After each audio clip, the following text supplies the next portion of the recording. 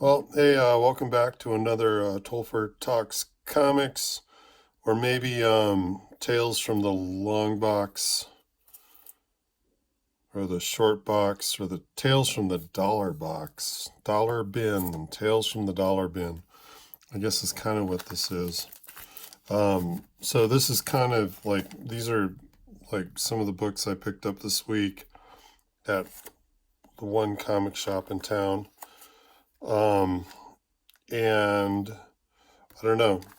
I was thinking I had some pretty good stuff until I started reading it, and it was a rough week. But not entirely. There's some cool stuff in here. This was my one new comic this week. I just wasn't feeling like taking a chance on anything brand spanking new, so I opted for a reprint or a facsimile of Amazing Spider-Man 129, which of course everyone knows is the first appearance of the Punisher from 1974. But yeah, so what I ended up with out of the dollar bin was The World Below by Paul Chadwick. And the Concrete has been on my list of books to read. Concrete is a book by Paul Chadwick, and it won all sorts of awards, and it's kind of known. It's supposed to be one of the great comic books of all time. So I thought this would be cool, and I don't know, maybe we'll look at a little bit of number one on this today, but yeah, we could do that. And then let's see, I was kind of thinking there might be something really cool in here. I ended up with this Dark Horse Presents, 4 issues. The Dark Horse Presents, another issue of Trencher. I think I still need issue 4, but Keith Giffen was always one of my favorite cartoonists, comic book creators, artists. And so I guess actually I think I already have a 3, so this wasn't like that big a find, but I thought I'd pick it up anyway because I'm a big Giffen fan. Like Giffen. Birds of Prey. I keep hearing that these really good things about like some segment of the Birds of Prey run. And whenever I pick up an issue, I'm not, the art isn't great, or it's obviously not the good stuff. But I think this might be one of the, issues in that run, because this art looks really good. If anybody out there knows, feel free to drop it in the comments, which, Birds of Prey, or what era of Birds of Prey is really, something to read. But I like the art. I think Gail Simone is the writer, and I don't know, from some of the folks I follow that she can be really good or not so great. So it'd be kind of cool. I guess, I don't know, I haven't read enough of her writing to really know. There's a couple different artists that are credited for the book, so it looks like they're definitely, some of the pages are seem to be like far more to my liking than others, but overall it looks like the art's really cool. I like that. I'm into hands right now. I'm always into hands, man. If you draw, if you're an artist, hand.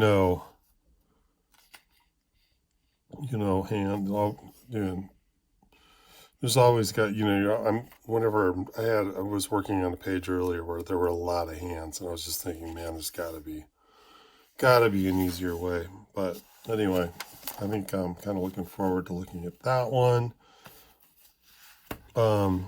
This Lone Wolf and Cub, man, I just like painted covers, and then I ended up with a Bill Sienkiewicz cover from Lone Wolf. So I'm really happy with this purchase. Um, I just bought the #1 Dark Horse Lone Wolf and Cub omnibus from the omnibus series. There, well, I mean, what? There's like I don't know how many books, but this is another one I keep hearing about. And then Frank Miller in an interview I read not too long ago referenced Lone Wolf and Cub as being a inspiration, and so I'm looking forward to getting. Yeah, I mean, I've had a lot of stuff I'm looking forward to getting. I need to find some time to read comics. But I'm kind of wondering, after seeing this and paging through it, I think maybe this format may not be optimal, but I guess we'll see. I might be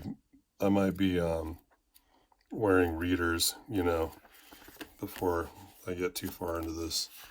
But anyway, I really dig the cover.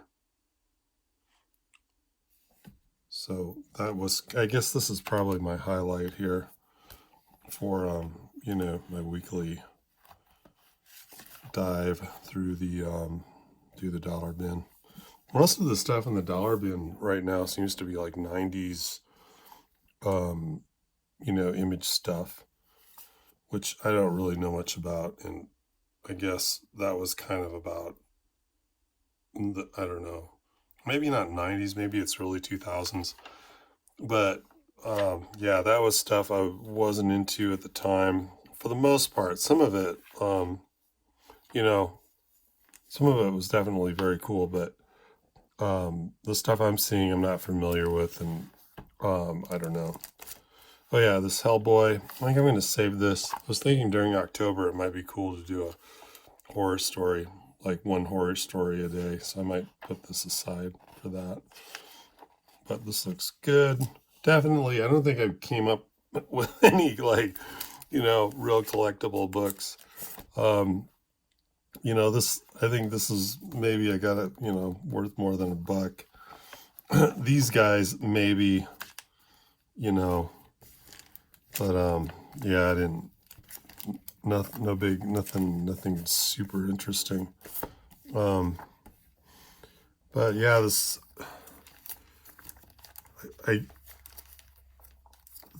Dark Horse Presents series, thinking there would be some cool stuff in here. I don't know. It was okay. I know a lot of people like The Predator. And the art's good. I didn't, these are all, it wasn't a one-off, so I guess I didn't read it, but I do like the art quite a bit. This art also quite good. Kind of has a Michael Golden, only maybe inked up Michael Golden kind of feel or something to me, especially in the faces. Early Michael Golden anyway. This is a good story. So the Sam Inabinet apparently at some point released a trade paperback of stories from the Arabian Nights.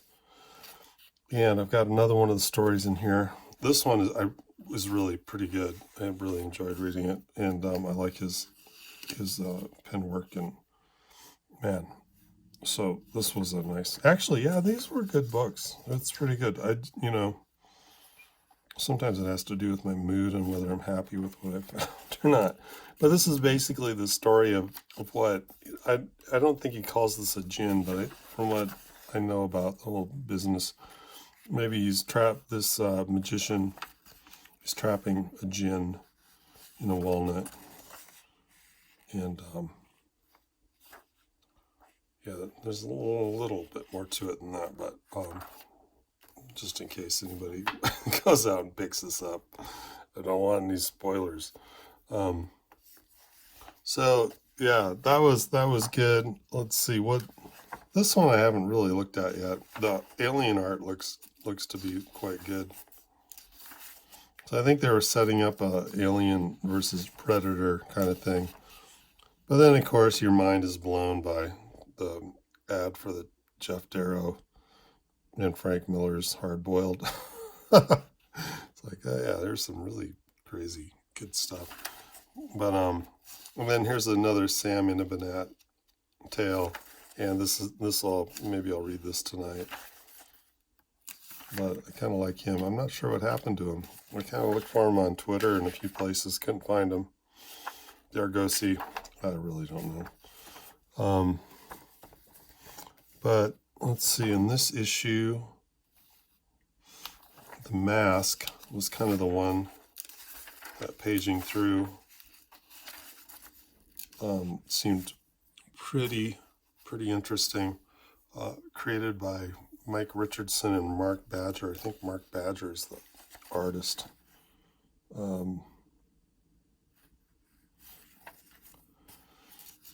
But this is kind of an interesting rant on art and comics.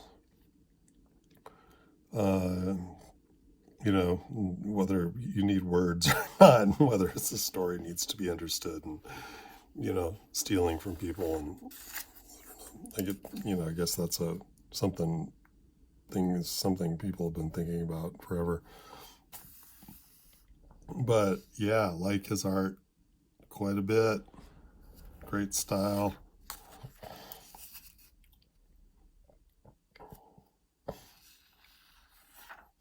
There's another story I have we can take a look at. This was pretty good. This was kind of fun. Babes in Arms. So it seems to be like maybe a Danger Girl meets Betty and Veronica. Oh, here's Concrete. Yeah. Paul Chadwick.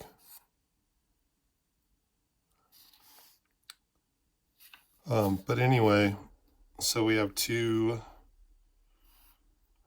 they seem like Valley Girl types living in Hawaii. Honolulu, I think. They're going to the mall. I kind of like this. UFOs coming out of the sun. And they're, of course, you know, seemingly oblivious to everything that's going on around them. And the aliens land. But, of course, you know, they're dangerous. They're prepared. They're trained. And, yeah, they save the day. Steal a spaceship. Of course, she was certified on some, the Bell AH-1S, which I'm not sure what that is. Bell AH-1S. I wonder if that isn't a VT, vertical takeoff and landing type craft. But they're up in the skies. She's shooting them down, taking care of business. And then at the end we get, we get a nice one-liner. There's just one problem. How much do I tip for this thing? And they're parking. Valet parking, I suppose, was out of the question, but, or maybe not. Maybe that's the valet. I don't know, it's just like, it gets you thinking, right? So, yeah, I actually kind of got a kick out of that story. And what do we have here? We already looked at this one. Okay, and then this, I've been looking at a lot of Dark Horse stuff lately. Just in general. Even upstairs I have the 300, which I'd like to do a video on, but my book fell apart. So, yeah, I still might do it. So anyway, apparently this is the last issue of Dark Horse Presents with the mask in it. Yeah, let's see. So story mask, story and art by Mark Badger. So Mike Richardson is apparently the publisher. So I'm not sure why he gets a credit there. But Yeah, so this is pretty good. He's talking about how it's really, it was too bad that he spent 30 years learning how to draw, but didn't bother to learn how to write. And now they're canceling his his character in the book. And in some of these letter pages, uh, there's, readers writing in saying, man, we really like Badger's artwork, but I have no idea what's going on in the story. And so, from reading the two um, stories that are, I don't know, half a dozen issues apart, I can't tell you what was going on. But I did, man, I really enjoyed looking at the pages. I like his panel layouts.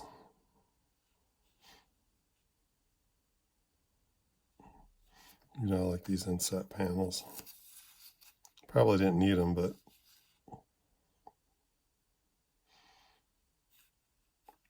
she thought it was a safe house, but nope. I like his buildings. Maybe a little too cartoony, but I don't know. My buildings have been looking a little stiff lately, so I kind of like to see, that sort of thing. This church is really great. Yeah. So, I don't know. I can't really say who his influences are. I mean, this doesn't look like completely, totally original, but... oh, yeah. Earlier I was thinking that almost had something of Howard Chaykin in it. I'm not sure. Now I'm looking at it, kind of wondering where I came up with that. But yeah, sort of. Maybe it's in the hands. Chaykin's hands were kind of blocky, but they were real. Still, somehow they seemed like real hands.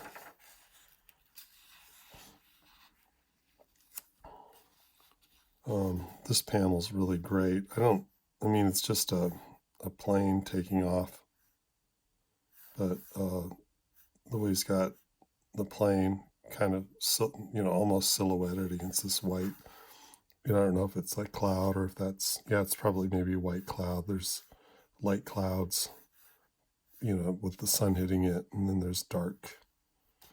Just that panel really stood out to me. Because, plane taking off could have been pretty boring. But,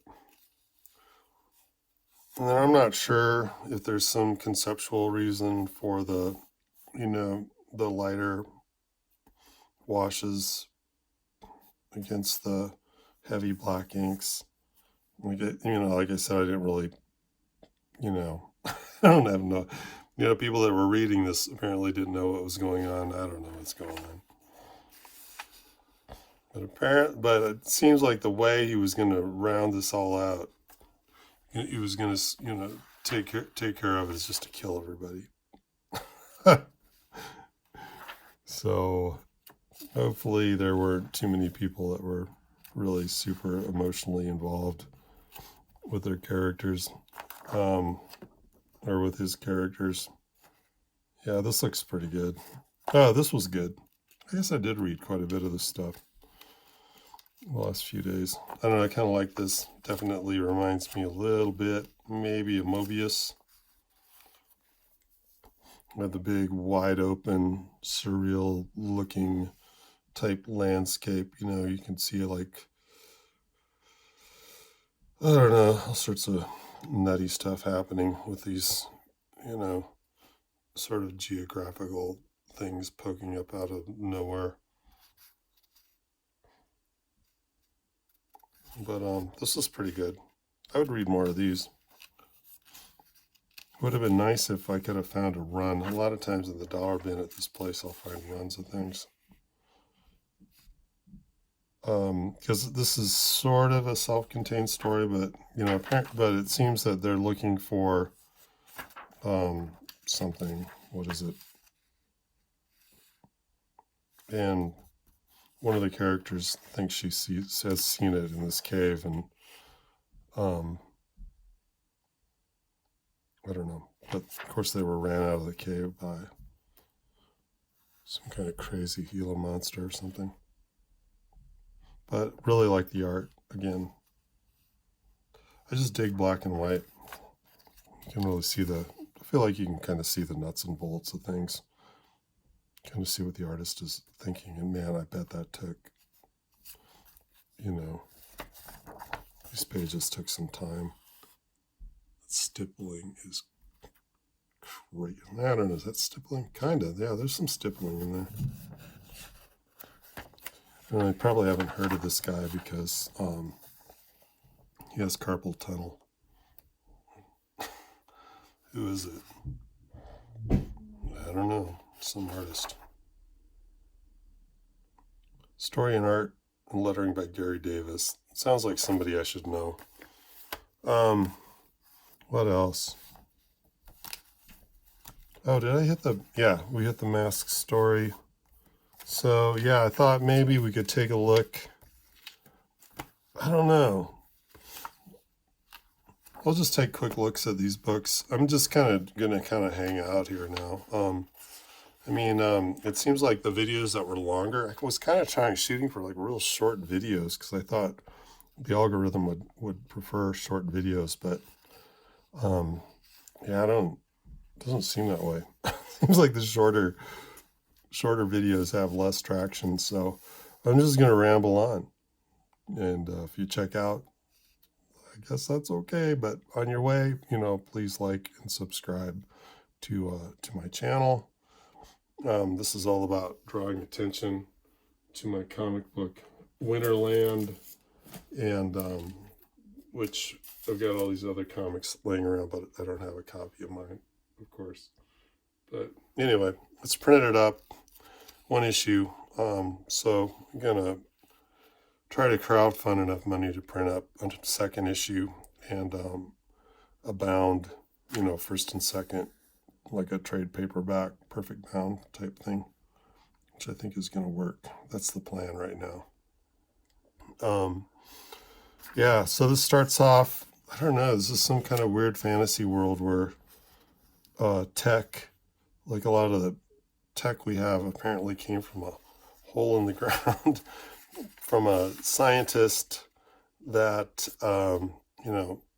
got a hold of one of these gadgets and then reverse engineered the technology. And they talk about in here Microsoft at this point kind of having copied everything that the person that first got his hands on this has managed to bring to the world. So now they need more tech.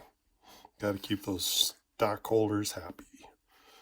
And so there's this group of folks. One of them is the son of the person that found this. And they're going to head down under the earth and look for, something to, to reverse engineer and bring the technology to the world. And I don't know. It actually sounds kind of cool. I think, Paul Chadwick's writing style, kind of, from what I've read of Concrete, which is, is admittedly practically nothing, I could say, his sense of humor works. For this, maybe it kind of undercut what could have been like some of the excitement, the adventure. And, I don't know. There's a reference to Helen Reddy in here. I'd like to find it because the one crazy thing, the one bit of synchronicity out of this week was, Helen Reddy reference in here, and then Columbia Records and Tapes add Helen Reddy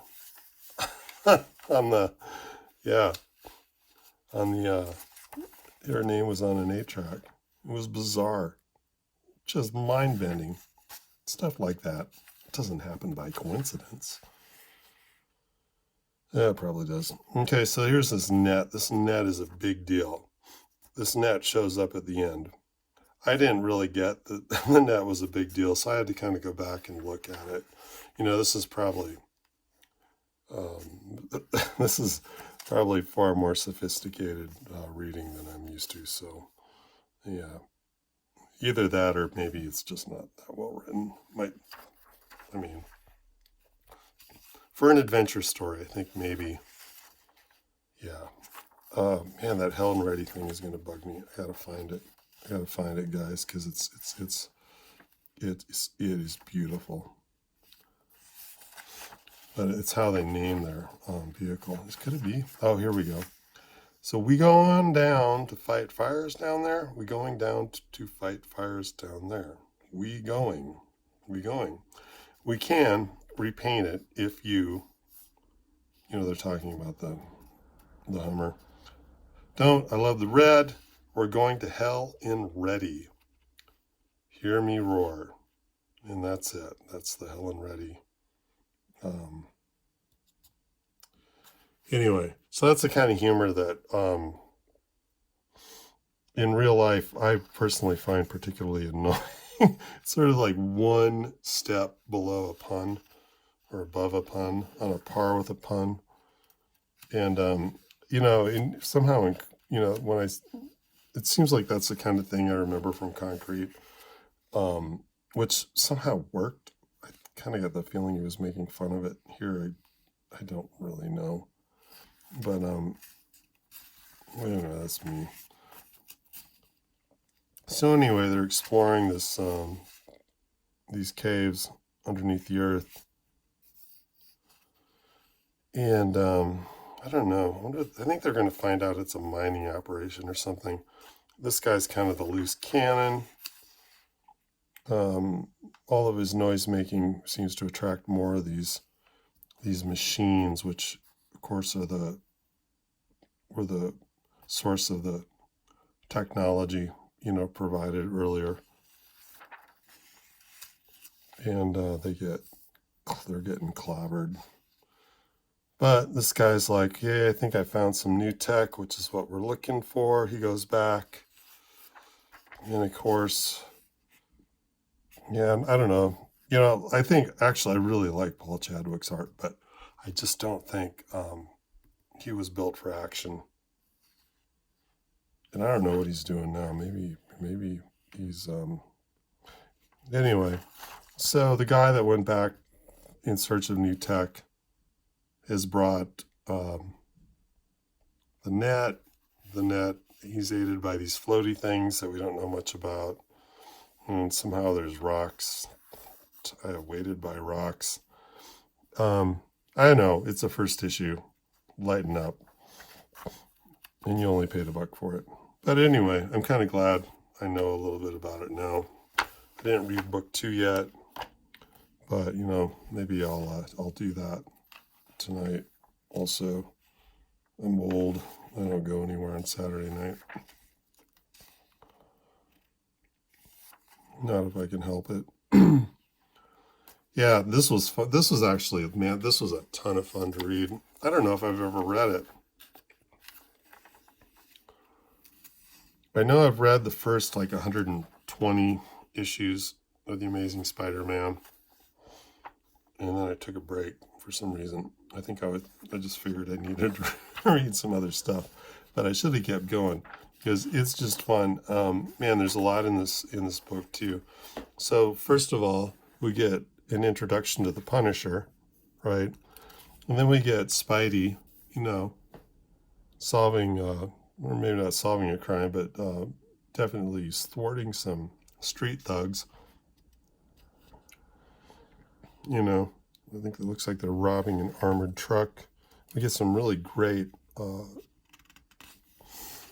ads, which I kind of like looking at.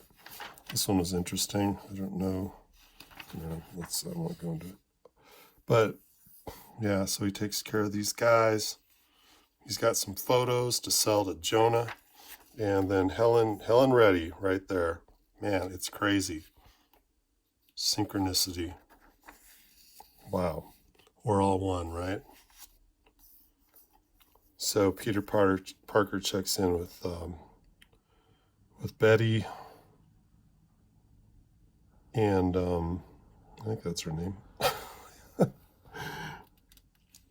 And I don't know. So this was cool because it reminded me of the whole thing with, Peter and Betty earlier on. And, I don't know. She's a little bit older, and there was just, yeah, they did a really good job to keep this book going for a few hundred issues. And I mean,